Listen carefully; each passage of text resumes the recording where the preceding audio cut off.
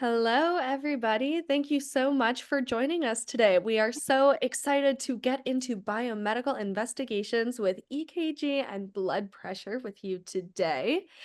I know we had some people in the waiting room, and of course, it is just about to turn 4 o'clock Pacific time. So we'll have a few more people coming into the room here. But as people are filtering into the room, I wanted to give you kind of a description of how this all works. I would love to direct you to your Zoom window. At the bottom of your Zoom window, you'll see what looks like a little chat bubble. If you click that chat bubble, it'll pull up the webinar chat, and in that webinar chat is where you can ask all of your questions today. So if you see Sarah do something and you want more information, if you have questions about best practices, anything that kind of floats to the surface, please feel free to put that in the webinar chat. We just ask that when you put that chat in, set your two. It's just at the bottom there. It can say two hosts and panelists, but click that and make sure it says everyone. We ask you to set it to everyone so that when we answer your question, we don't look like we're talking to ourselves. It's kind of how we share the wealth of knowledge and make sure everyone knows what other people are wondering. So make sure your two is set to everyone and pop your questions in the chat. To get us started today, please do navigate to that chat box and let me know what is your emotional support beverage today.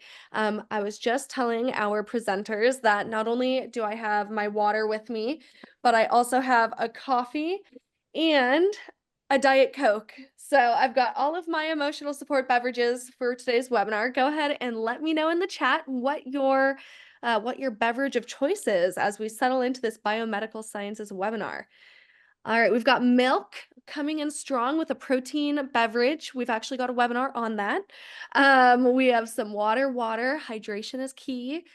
Dr. Pepper Zero Blackberry, very fancy. That sounds great. Gatorade, what, 2 votes for water, another 2 votes for water with a Propel in there. I actually didn't know they still had Propel. I don't know why, but exciting to hear. Bubbly, love that. More water. That's awesome. Very cool. Well, I want to make the most of our time today. We're a few minutes past the hour, so I'll hop right into some housekeeping items.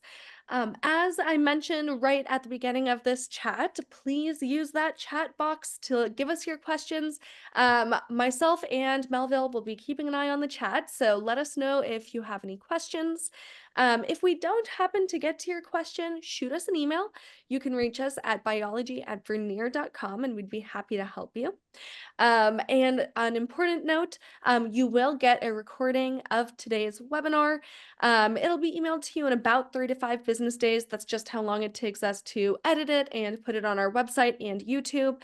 But as soon as that link is up, I'll go ahead and email it to you. In that email, you will get not only the link to the recording, but also a link to our resources folder. I'm going to drop a link to that resources folder in the chat as soon as I'm done talking.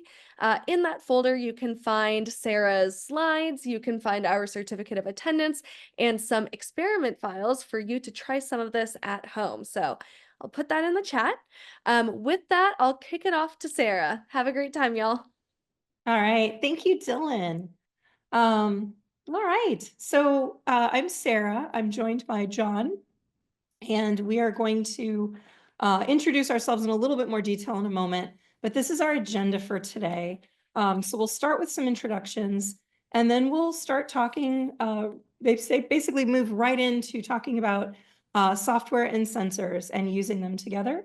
We'll do some live demonstrations of some of our sensors that you can use in biomedical science courses. We'll also cover some best practices with these sensors in terms of increasing likelihood of success on the first time using them. And then we'll also share with you where to find resources. So we'll go through where to find, whether your campus, for instance, already may own some of the lab books, possibly, and how to find out if they do. Remember, questions are welcome at any time. So just drop them in the chat. In the slides, I've inserted a lot of live links that when you get the slides, you'll be able to click out and go to the exact same things that I show you. But don't hesitate to to jump in and ask something if something comes up, or if you want to repeat something. All right, I'll introduce myself first. My name is Sarah. I went to school in Oregon at Oregon State University. I have a traditional bachelor's of science degree from Northern Arizona University, but I did my PhD at Oregon State in zoology. And as part of that training, I did a lot of animal physiology, but also a lot of other topics as well.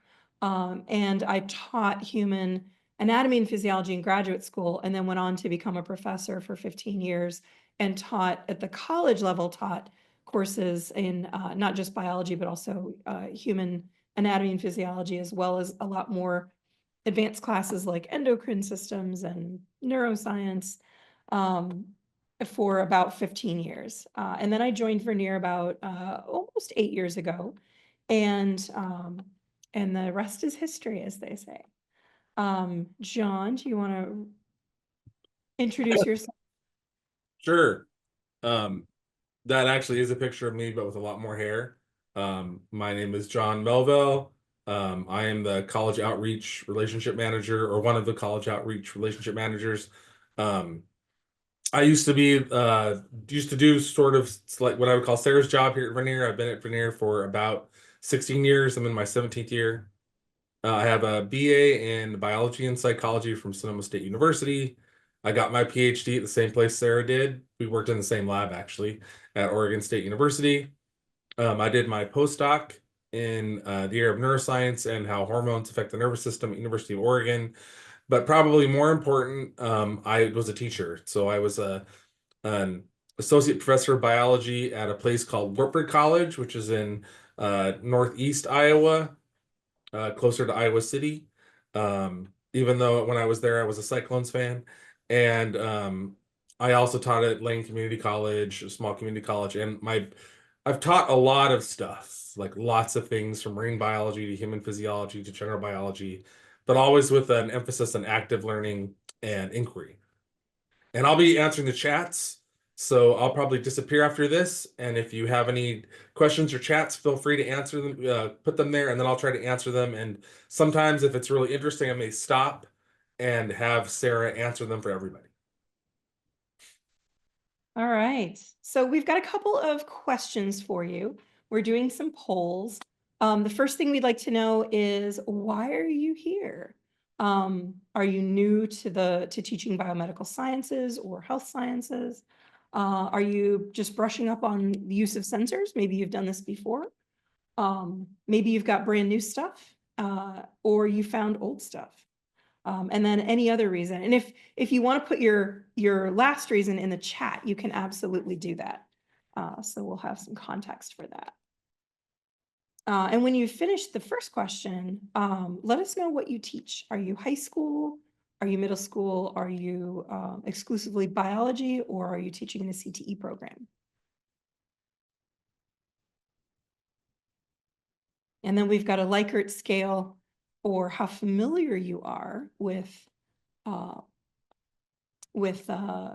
Vernier science education. So 0 obviously being brand new, just happened to hear about this webinar, versus all the way up to 5, which is you've been using it for a while and maybe you're just brushing up on something.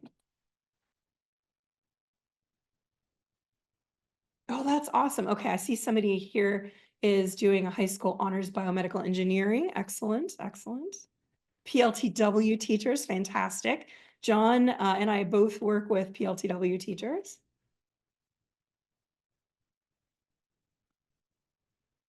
All right, so this is great. So we've got a mix of folks, and I saw that we have a guest from chemistry physics. Welcome, welcome to the fun that is biomedical sciences, human physiology, because it's one of my favorite topics. So fantastic. All right. And so we've got some folks that are kind of experts probably on Vernier versus some brand new folks. So that's fantastic. And then everything in between. All right. Okay, so let's move on. So we're going to dive right into there's an app for that. And I will introduce you to graphical analysis or reacquaint you with it if you've been away from it. We have the basic version of this app available on our website for free. And it's not only available on the website as a download, but you can also access it in a browser window. So to start first about the downloadable version, you can download it from our website. And when you navigate to our downloads page and select graphical analysis, you will notice there's no password. You don't have to have an account to get in and access it. You just want to make sure that you select the correct version for your device. So if you are on a Windows or a Mac for your computer, you would navigate to those. Chrome OS, and actually Chrome OS is interesting because as of the new year, Google is pushing Chromebooks to use only progressive web apps. So that will actually take you to an article to familiarize you with the concept of a progressive web app. And I'm going to actually be showing the progressive web app today. You can also access it from a computer. As long as you're using the Chrome browser, and I believe the Edge browser, you can use the progressive web app. If you're on an iOS device, either iPhone or iPad, you're going to want to get it from the Apple Store. Same thing with Android, you would get it from the Android, I can't remember what they call the Android store. Android, I don't recall I don't have an Android phone, so I never remember what the Android store is called. It may just be the Android store. But again, it's a free download for the basic version. And for everything that we're going to do today, and really for almost everything that you could possibly do in a human physiology or biomedical sciences context, you can do all of this with the free version. All right, so we'll pop back over to the slides. So I'm going to show you we'll talk actually a little bit, just a moment, about what graphical analysis works with. If you have older sensors, you can use them in graphical analysis. You can even mix and match them with Go Direct sensors. We're going to talk more in detail about our Go Direct sensors today, and that's what I'll be demonstrating. But you can use older sensors as well. You would just need an interface for them. And of course, they would have to plug in to a computer or a Chromebook. And unfortunately, there really aren't options for Android or iOS with the older sensors, unless you have an older interface called the LabQuest Stream, which allowed a plug-in style LabQuest sensor to communicate with Android devices and iOS devices. Melville, you had something to add. Do you want to share your screen? I'm sharing my screen. Okay, someone says they can't see it. So I just wanted to check. You're sharing, you're good? I'll take care of that later. Are you able to see my screen, Melville? Oh yeah, no, I can. Okay, up at the top, so there was a recent Zoom update that you have your choice of views. Up at the top of your Zoom window, you may have two little buttons. One is for view of speaker slides. The other is for meeting view. And I just noticed this in a meeting that I was in earlier today. Excellent. Okay, it looks like Excellent point. That's like people are finding it. Okay. Yeah, that was new to me earlier today. And I suddenly thought, why can't I see the slides? And it was hidden briefly. So, all right. So as I mentioned, the free app graphical analysis works with older sensors as long as they are sensors that are capable of auto-identifying when they are plugged in. And they do need to have an interface that is newer than something called a Lab Pro. So if you happen to have a device in your lab called Lab Pro, which looks kind of like a calculator with no buttons, that is actually too old to work with graphical analysis. So I mentioned that you can use the app right in the Chrome web browser, and that is called a progressive web app. It's going to be for Chromebooks or for computers. And to do that, all you do is navigate to a URL, which is graphicalanalysis.app. And I've dropped it in as a link, which is going to take us straight there. But you're going to notice in our browser window here, it is just opening a session of graphical analysis right here in the browser window. It's going to start with our opening screen, asking us what type of an experiment we want to do. So we can pick sensor data collection. This is anytime, this is probably 90% of what you would be using it for is when you want to collect new data to analyze. There is also a function called data share, which you can do over Wi-Fi, for instance, with a LabQuest. We're not going to demonstrate that today, but if you are interested in learning some of the more, some of the techniques that you can do with things like data sharing, you would do that over a Wi-Fi network with a LabQuest that is attached to the same Wi-Fi network. And you can always request a session with us, which we'll talk a little bit later about how to do that. And we can teach you some of these techniques. And then finally, if you want to just use it for manual entry, you can absolutely do that. We're going to select sensor data collection, and we're going to click on that. And then it's going to bring us to a window that's going to ask us how we would like to connect. And we're going to connect an EKG in just a moment, but we'll talk a little bit about those sensors before we dive completely into data collection with a sensor. We'll come back to this. So we'll go back briefly to our slides. But that's, if you want to follow along at home, you absolutely can do that. If you just want to open a second browser window and navigate to graphicalanalysis.app. All right, so we're going to be demonstrating Go Direct EKG.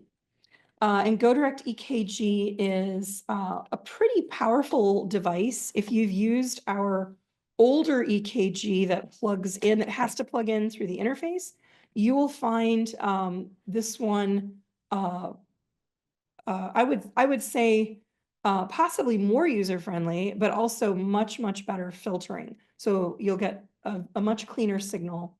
And that's just where it lives on the website, our Go Direct EKG sensor. You can do a lot with this sensor. This has some improvements over the older model. We can do EKGs, so we can record electrical activity of the heart.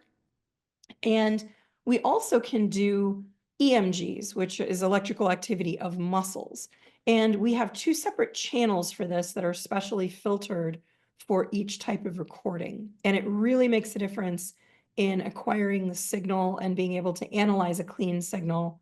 To be able to use one mode or the other, you would never use them at the same time. In fact, turning on one turns off the other.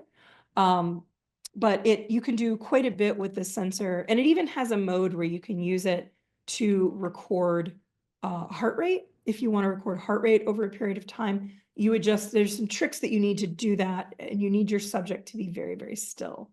But it can be used for things like recording heart rate.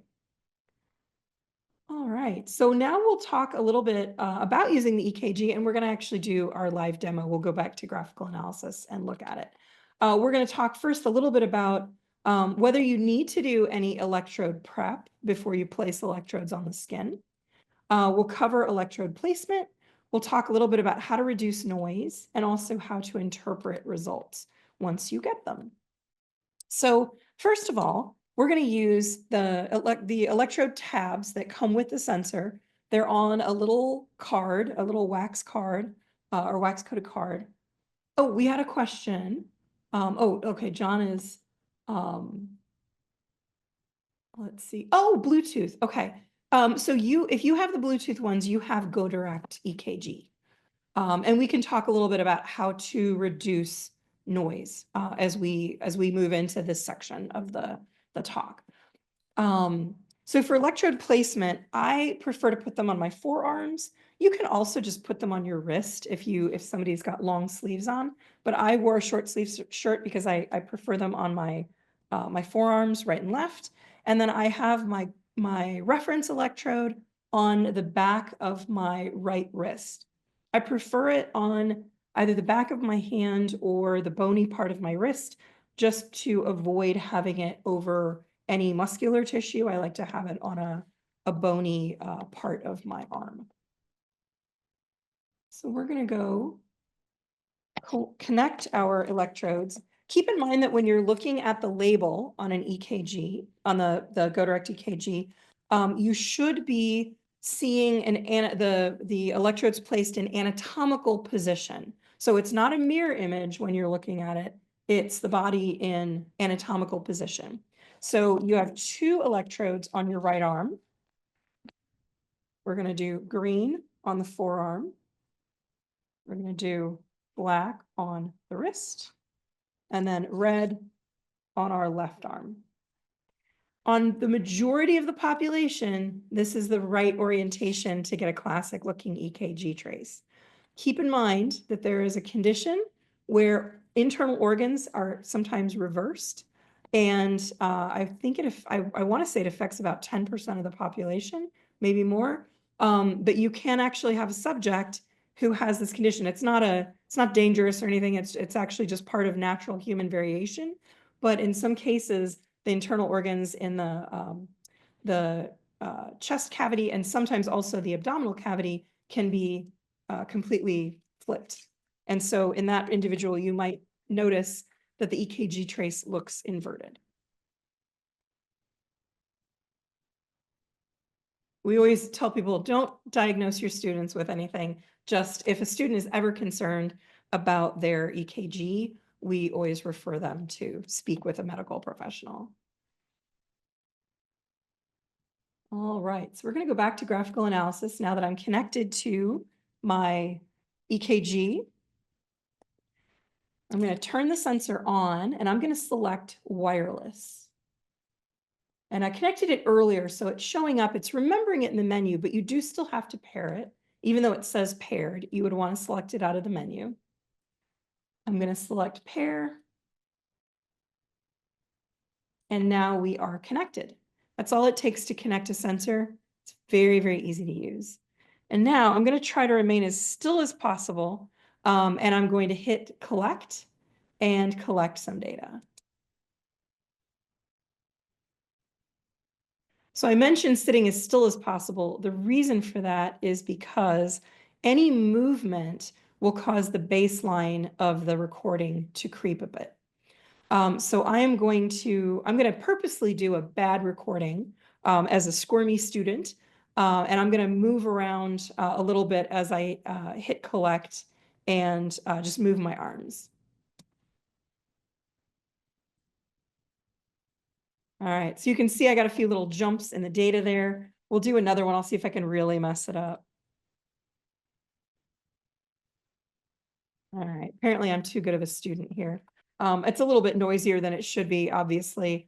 But that's one cause for bad recordings is if your students are moving around when they're trying to record data. They need to be sitting very, very still.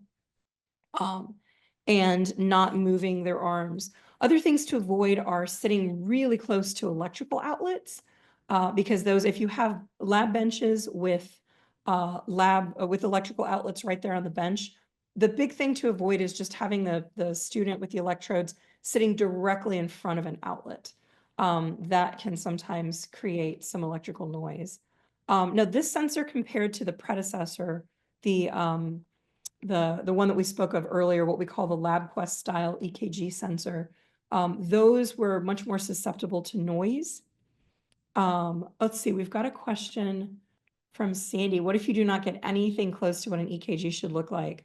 You might give us a call and we might want to go through that with you, like in a Zoom where you can share your data with us. We can also have you email the data and we can see if we can figure out what's going on. There are times if students yank the wires a little too hard and there's a loose connection, there are times you can get really bad recordings. But typically, this is what you should see is a nice trace with sort of textbook. I'm just going to zoom a little, sort of that textbook looking EKG. But if you're getting a lot of noise or issues, then we can certainly help you troubleshoot that. All right, we've had a few questions for EKG. Melville, were there any others that we should talk about together? No, I was just going to ask in the chat if when they were getting a lot of noise, were they using the Go Direct or the BTA one? That's all. Ah, okay. Yeah, do for Go Direct. Interesting. Okay.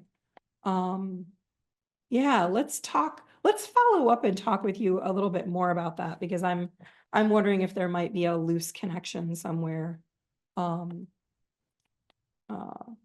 because that's a little peculiar. And I'm assuming you're using it with graphical analysis. Sometimes on a LabQuest, they don't look great because of the screen doesn't zoom quite as much. But in graphical, it usually auto zooms for you. So, oh yeah, Melville mentioned skin conductivity. One thing that you can do is, if you have students that are getting a poor signal, is to prep the skin simply by washing it. So just a little bit of soap and water. Students don't need to scrub hard or anything. They just would, the important thing is make sure they haven't recently put on lotion, especially this time of year, when students put on hand lotion after washing their hands, because it's cold, and depending on where you are, it may be windy and our skin is getting dry. Lotion, because it's got fats in it, generally will interfere with the signal, so that can reduce the signal quality. But usually the only skin prep you generally need to do is just making sure that the skin is clean. Some schools will keep the little alcohol pads, the little wipes, to just prep the skin ahead of time. That can help as well, but I find that I generally don't need that. But that can help improve conductivity. All right, to show you a couple of the analysis features, you can click and highlight on your screen. And I'm just going from the top of the R to the next R. And just to go through the signal, actually, before we do that, so we've got our Q, which is our first waveform in a typical EKG. We've got the P, and then Q, R, S. Oops, my little S is trying to line it up with the bottom of the peak, followed by the T wave. So P, Q, R, S, T. And those correspond, just to remind everybody, correspond to the atria depolarizing here at the P wave. And then this large QRS complex are the ventricles depolarizing, which of course kind of swamp everything else out in the signal, because that's a massive electrical event that's happening. And then the T wave right at the end, that's the ventricles repolarizing. And of course, the ventricles are huge, so you can actually see that on the trace. It was a great question of printing out data. Once your students collect their data, we'll direct you to a couple of tools. They can save their file, which is of course very important if they're going to come back and analyze it later. And they can just save it automatically with an auto-generated generic name. I prefer to use the save as. And then for that printing, you're going to want to use the export function. So exporting the data, you can export that graph, and it will basically create an image for you of exactly what's on the screen. You save it as a PNG file, which is a portable networks graphic file, and then you can put it into any format you like.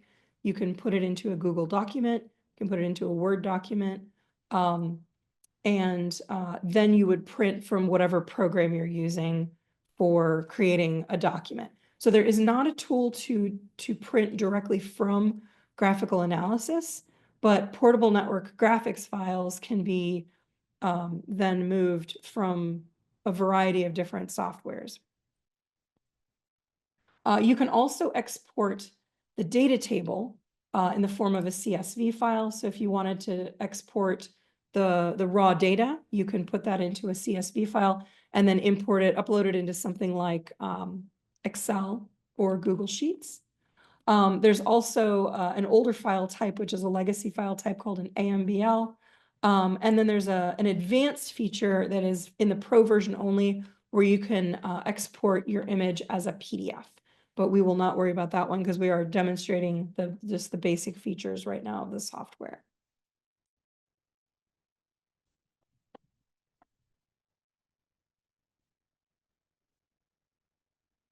Let's see, John, do you want to take the next?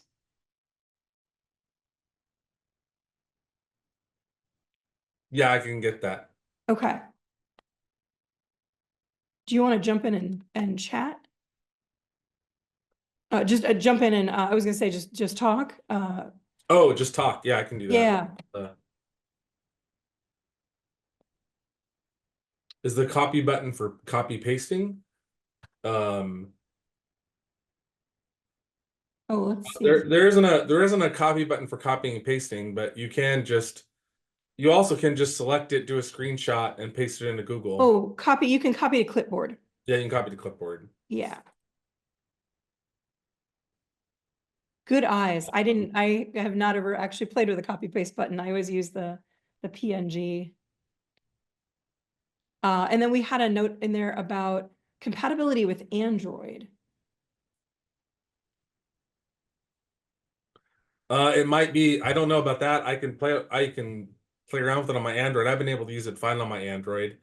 Unless they could be trying to open up, they could be going to the wrong store and trying to open up the graphical analysis, old graphical analysis app instead of, using the native app in the Android store. Or they might be trying to use the PWA, the Progressive Web App, which I don't think will work on your Android device. True. Yeah, that's one thing to pay attention to. And if anybody has trouble on Android, let us know what version of Android they're running, and also what type of device. Android runs on so many different types of devices, much like Chromebooks have so many different manufacturers that if you notice any patterns, let us know. We do test everything on Android, iOS devices, Chromebooks, but we don't have an infinite supply of them to test on all models. But always have them check the specifications for the version of Android that they're running. I know that we heard from someone recently, and it turned out that they were running a too old of a version of Android. It was on an older device. And sometimes students will have maybe their parents' Android phone, like a used Android phone, and sometimes it won't run on student devices if the student's bringing in an older device.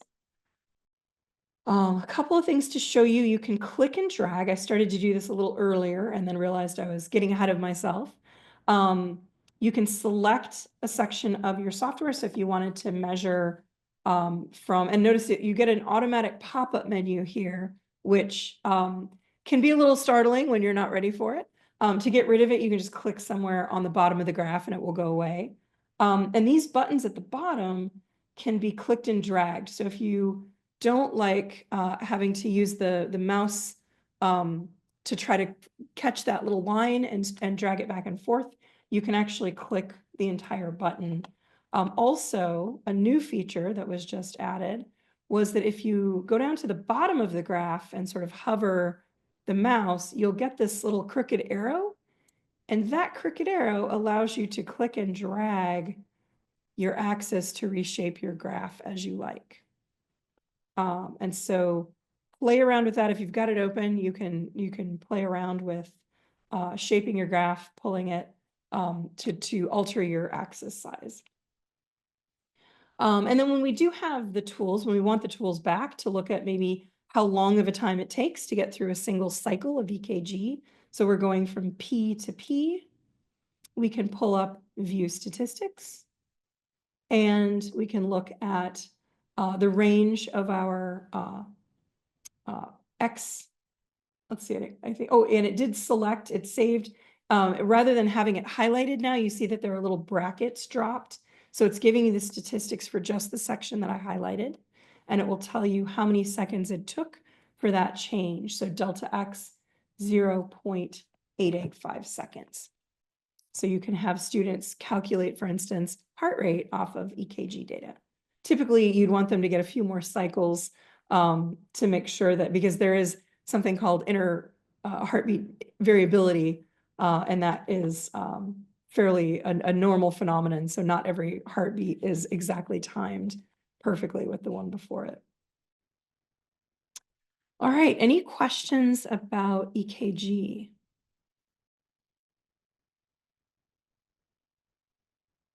We mentioned ways to reduce noise. So moving students away from any electrical outlets or any electrical equipment that's running. I will say the Bluetooth, even though you can run these plugged in, the filtering is really great when you're on Bluetooth, but it is still pretty good if you're plugging the device in as well. If you are not getting a good signal, or if you notice any issues with your sensors, always remember that you can give us a call, jump on our chat channel, or drop us an email, biology@vernier.com, and either myself or one of my colleagues will be more than happy to help you. And we can also do things like set up a quick Zoom with you, and troubleshoot with you live and in person. All right. Oh, and it's just something to note. We talked about this just briefly, that a lot of times students are concerned if their EKG does not look exactly like the one in the book. There is a huge amount of variation in EKG signals. I think this recording on this slide is actually John's. You've just seen mine. And remember that there's a lot of variation, and depending on normal variation in the heart muscle and the positioning in the chest and the way that the electrical signal depolarizes across the tissue, you can get different sizes and shapes to those peaks. So it does not mean students should not be trying to self-diagnose anything. Again, if they have a concern, I always refer them to a doctor or a nurse, to double check if they think that there's something terribly wrong. Because you always have a student that thinks that something is terribly wrong. And it's always good to reassure them that these are not medical devices. These are just recording for educational purposes. All right, so I thought we would demo the other functions that we can do with EKG, and that is recording electromyograms or EMGs. So we're going to use, again, that Go Direct EKG, and I'm going to reposition my electrodes for this, and I'll show you where I'm setting them. And then we're going to also introduce another sensor, which is the Go Direct Hand Dynamometer. The sensor with the funny name. I can always tell when someone is calling about the hand dynamometer and they get to the word, there's always they say the hand dyno, and I say dynamometer. And it just means that it's a hand grip. It just measures the strength of your hand grip, or finger strength on these smaller pads. So you can get individual finger strength as well. All right, so I'm going to switch just for a second. I'm going to stop sharing so that I can show you where the electrodes are going to go. So I'm going to take off the ones that were for the EKG. I'm actually going to leave on the one that was on my forearm. And I make a fist and I feel on my arm where the muscle is the bulgiest. And then I'm going to set my 2 electrodes at each end of that muscle. This is the easiest muscle to record. It's really a set of muscles, and they are the flexors of the lower arm. They're the ones that cause you to flex your fingers. So I'm going to put my other electrode along the length of that muscle group. And then I'm going to put my ground in this case, or my reference electrode, I'm going to put it on my elbow. So it's going to go kind of on the back of my elbow, just out of the way, away from the other electrodes.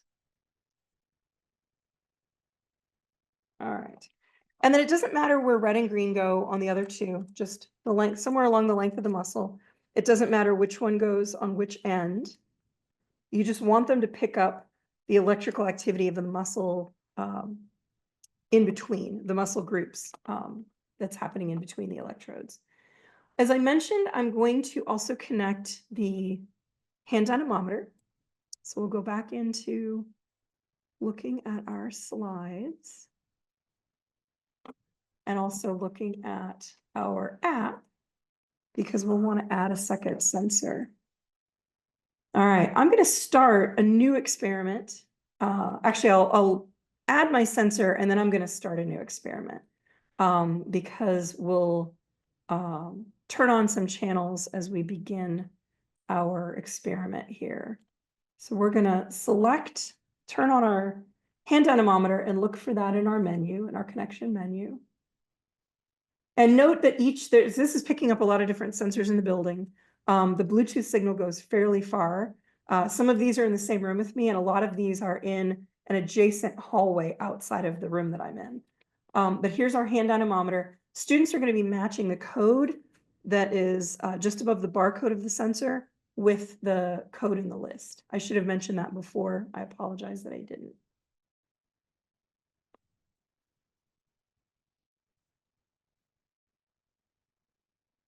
There we go. Okay, it just took a little longer than I expected to attach. And now we're going to change the channel because we don't want to record using EKG. We want to pick a different channel. And not all, but most of the Go Direct sensors have more than one channel. The default channel is what's on when you first connect it, and it's usually the most common choice. But if you notice in this connection menu that there's a little caret and the word sensor channels, if you click on that, you get a drop-down menu, and here's where you see the other options. So we've got EKG, we've got heart rate, we've got EMG, EMG rectified, and voltage.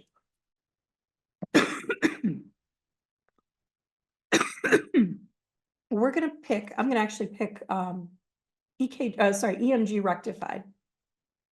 And we can talk a little bit about what that does. Actually, we'll pick both. We'll pick EMG and EMG rectified. And that way we have both on the same graph. I'm going to click done. And now I'm going to launch a new experiment. And notice that students will get a prompt if they've not saved their data. They get a prompt saying, are you sure you don't want to save before they launch a new experiment? If they do go ahead and launch a new experiment, their data are not saved, and there's not a way to retrieve it if they've shut everything down and closed out the software without saving. Unfortunately, there's not a way for the program to preserve data if they chose, but they always get that screen asking if they want to save. All right, so we're going to do sensor data collection. We've already got sensors attached, so we go straight into the graph view. And now we have a graph showing EMGs and EMG rectified on the top graph, and a second graph auto-formatted for our force channel, which is going to be our hand grip. But notice that we're still at 3 seconds data collection, which is great for capturing EMGs, but not, or sorry, great for capturing EKGs, not great for EMGs. So we're going to go down to this mode, and I think what I'm going to do is also use a feature where I blow up my scale factor, so it's a little easier for people tuned in online to read the axis labels. And that's a feature you can use if you're showing something overhead on the screen in class. That's really nice to know about the feature there where you can change your scaling of your labels for students to read them more clearly. We're going to change our mode. So we're still going to use time-based, but we want to drop our sample rate a bit. And we're going to increase our duration. So for EMGs, you don't need them to sample as fast as an EKG to get a good signal. You could even drop that down to 50 hertz if you needed to. So 50 samples a second. We're going to use 100 samples a second. And then we'll click done. All right. And now I'm going to click collect, and then I'm going to squeeze as hard as I can. And then I'll also do some finger pinches just to show what the signal looks like with all of the arm muscles versus just the individual finger muscles. So, oh, you know what? Let's zero our sensor first. So I'm going to hold it in the orientation that I'm going to use it. And I'm going to come down to the force button down here. This is the live meter readout from the sensor. We're going to click on that force channel, and we're going to 0. Although you see an option for calibrate, don't calibrate this sensor unless you have a way to guarantee that whatever you're calibrating it to is a known value. The option is there, but I don't recommend using it unless you actually have something that can pinch in a predictable fashion at a known value. All right, so we have zeroed our sensor. You don't ever need to calibrate the EKG or the EKG/EMG. But some sensors like pH, obviously you would want to be able to calibrate from time to time. All right, we'll start data collection. So I'm going to squeeze as hard as I can.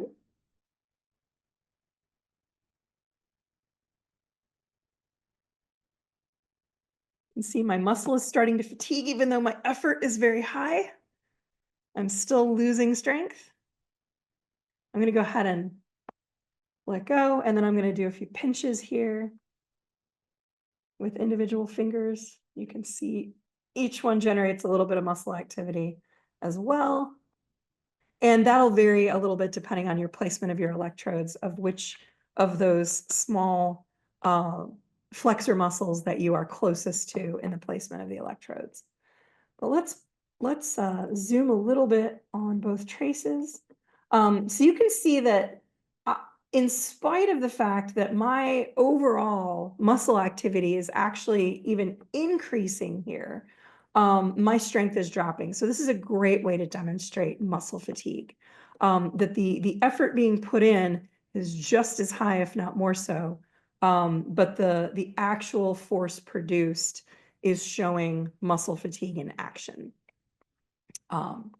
And when we look at those graphs, the reason that I'm showing you the EMG and the EMG rectified is that sometimes it's easier for students to understand the difference if the data are all positive versus both positive and negative. Anytime we're recording bioelectric signals, we have negative and positive deflections of the data trace in millivolts, but we have a way to display it just in the positive for students in order to be able to better visualize it. So if I turn off the EMG, just the both positive and negative data, notice that now we just have values in the positive.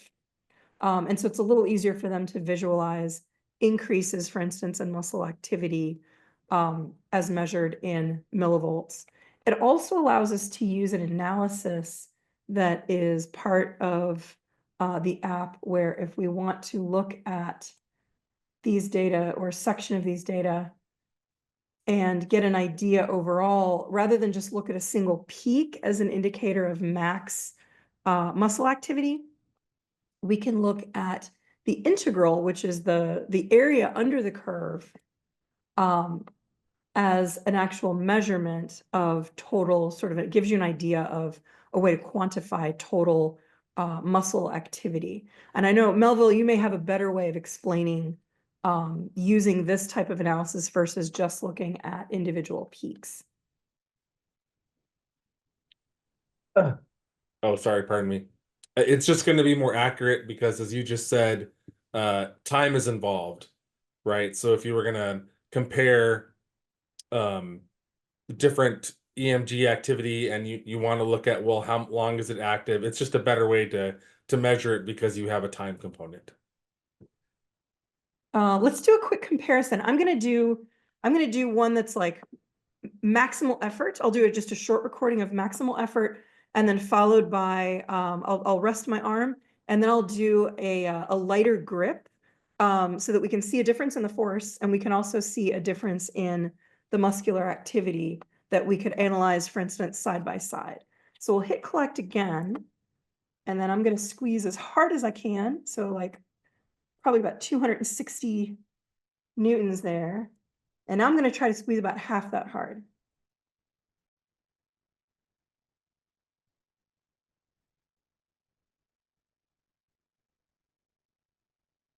And if you're covering something like muscle recruitment with students, how when you need to generate more force, you actually recruit larger and larger motor units in muscles, you can show that, you know, maximal effort, you're recruiting everything, and you've got the actual activity to show it.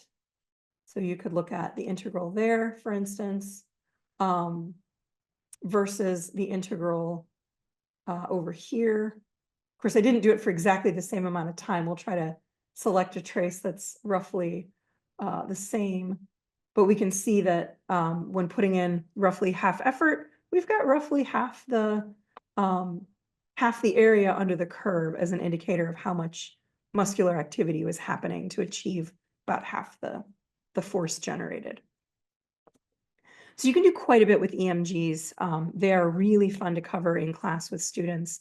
I always enjoyed having my students kind of create their own lab ideas with doing things like, strength competitions, or it's a fun sort of participation activity to have students play with EMGs in lab. All right. Any questions about EMGs? All right. Are we over time already, Dylan? We had planned for 45 minutes, but we can totally go until 5. But folks, Okay. pop I off. will demo blood pressure.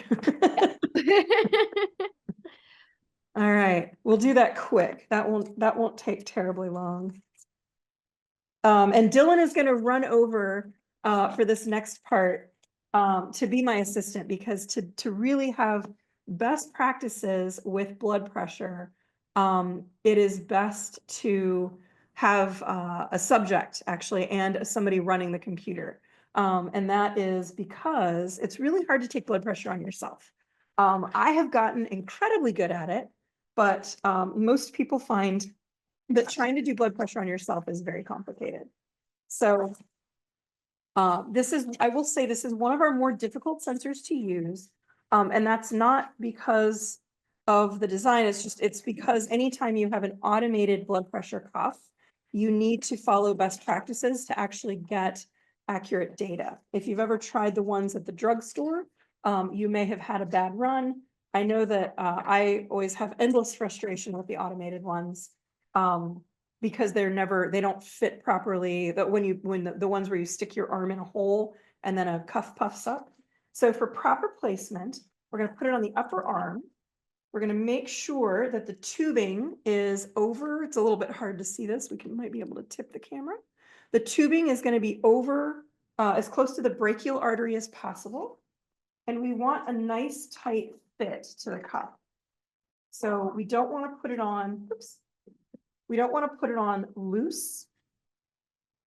And we don't want it sagging. We want to put the cuff on while it's empty, as tightly as possible, so that when we pump the cuff, we're not having to overcome a whole bunch of extra space that's in there.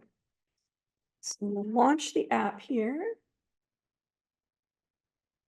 I'm going to disconnect the sensors that are there.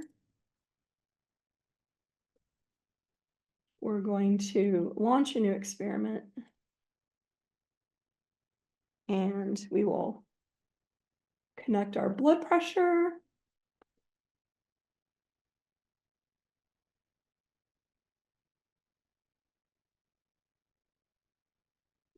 Then click done. All right. And so the trick now is that we're going to pump the blood pressure cuff up as we are hitting data collection. So we're going to start collection and pump right after that. So we're going to see the entire run, and then patience is required. So Dylan is sitting with both feet flat on the floor. Her arms are relaxed. Her arm is supported so that she's not having to pick her arm up off of a surface. And she is just going to sit and relax, and she's not going to speak, because when students are shuffling around or talking, they're probably going to get a bad run. There's also some lights on the sensor that will guide them. On the Go Direct version, there are lights that will guide students through the data collection to give them indications of how high to pump, when to stop, and when to wait. And then it will go either a solid green for a good run or solid red for a bad run at the end. So let's go ahead and start our collection run. So we're going to pump up to roughly, oh, I went a little high. It's hard when the bulb, like you squeeze the bulb and you think you're in the right spot, and then it goes higher than you expected. But we are recording as we drop. It does release fairly quickly. The release rate should be set at roughly 3 milligrams of mercury per second.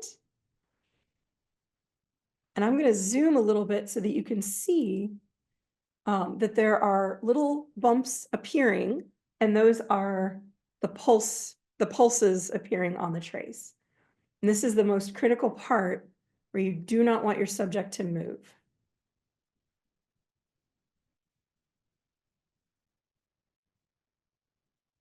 We need to be patient until it reaches 50 millimeters of mercury. And then notice when we hit 50 millimeters of mercury on the descent, we see that all of those boxes at the bottom have populated. So we can go ahead and hit stop whenever those populate. I'm going to release the rest of the pressure so that poor Dylan is not sitting here with her arm going to sleep.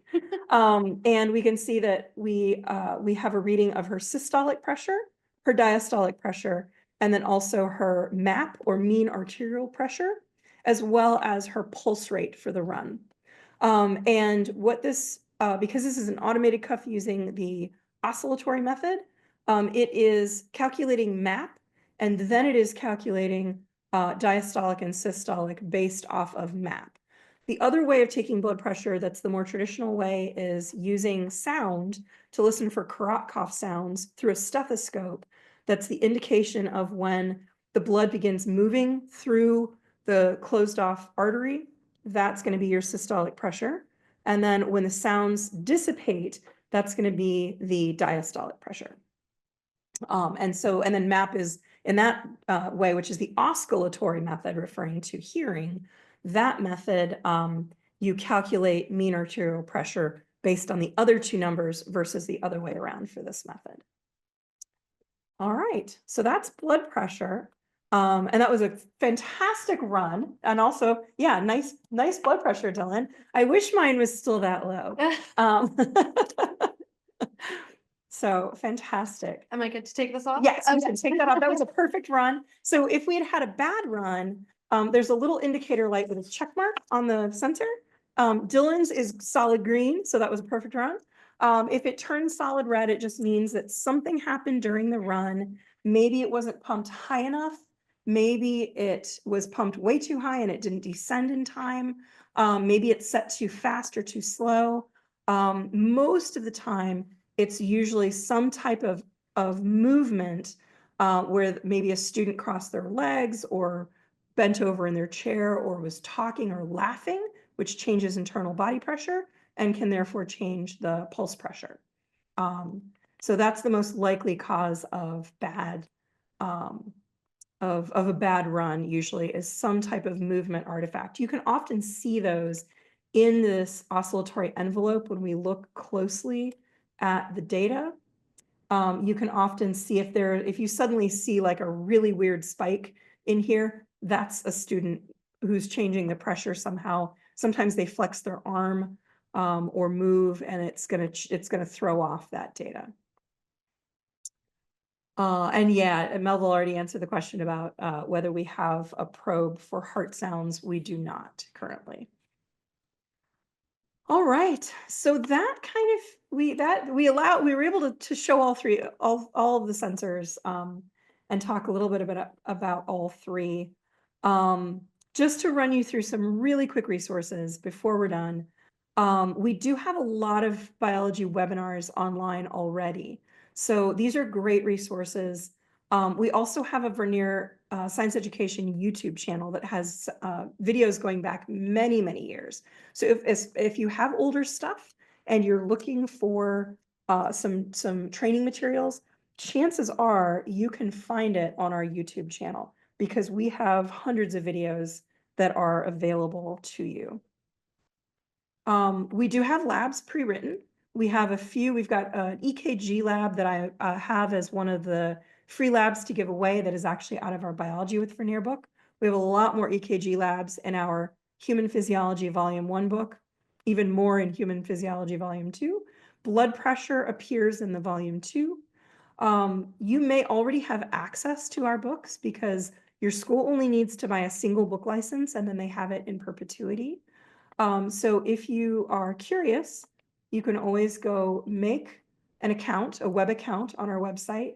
This link takes you right to a article that will give you a step-by-step guide to creating an account. And Then when you're in your account, just there's a little button in there that says check on my resources, and that pings us with an email. We will check manually to see if there's any purchases. Sometimes it will automatically connect you if you always use your work email to set up your account, because that's more likely to automatically connect to your school's resources because it looks at the domain name. But if not, we always do a manual check as well if you ask us to, so we can check on your lab books. Book licenses are by your school, if you're a high school or middle school. If you are a college, then book licenses are by your academic department. And then just to guide you to training resources, on our website, there are some buttons across the top. If you click on educator training, you are going to find a whole bunch of additional buttons. We've got a link straight to the webinars. Also, I mentioned personalized training. If you would like to set up an hour, we can do up to an hour with you for free in a Zoom where we can customize what we talk about. So if you've got sensors you want to be trained on, or if you have older equipment, or just want to chat and try to troubleshoot things, you can absolutely do that. You can also just hit our support channels for help troubleshooting sensors as well. But if you want to try to get a locked in scheduled hour, you can certainly use this tool to schedule that time with us. And then we have some other links to videos, things like product manuals, other resources for you. All right, Dylan is going to be doing a giveaway. Do we still have time for a giveaway? Absolutely, yes. So everyone who joined us live today was entered to win their choice of a Go Direct Hand Dynamometer or the ebook version of the Human Physiology Experiments Volume 1. You get to choose. I put everyone's names into a random name generator, and today's winner is Kimberly W. So congratulations, Kimberly. I have your email for when you signed up for the webinar, so I'm going to email you to get your information. So keep an eye out for an email from someone at vernier.com, and we'll get that shipping information sorted. So congratulations. All right. Okay, if any final questions, and if you have questions that are percolating or you think of some tomorrow, you can always contact us on our many channels. We have a chat channel on the main website that is always on during normal business hours. We are on the West Coast, so our business hours are aligned with West Coast, although people like me start answering the phone at 6:30 in the morning, start answering chats at 6:30 in the morning West Coast. So 9:30 for anybody who's in the Eastern time zone. You can also drop us an email or give us a call.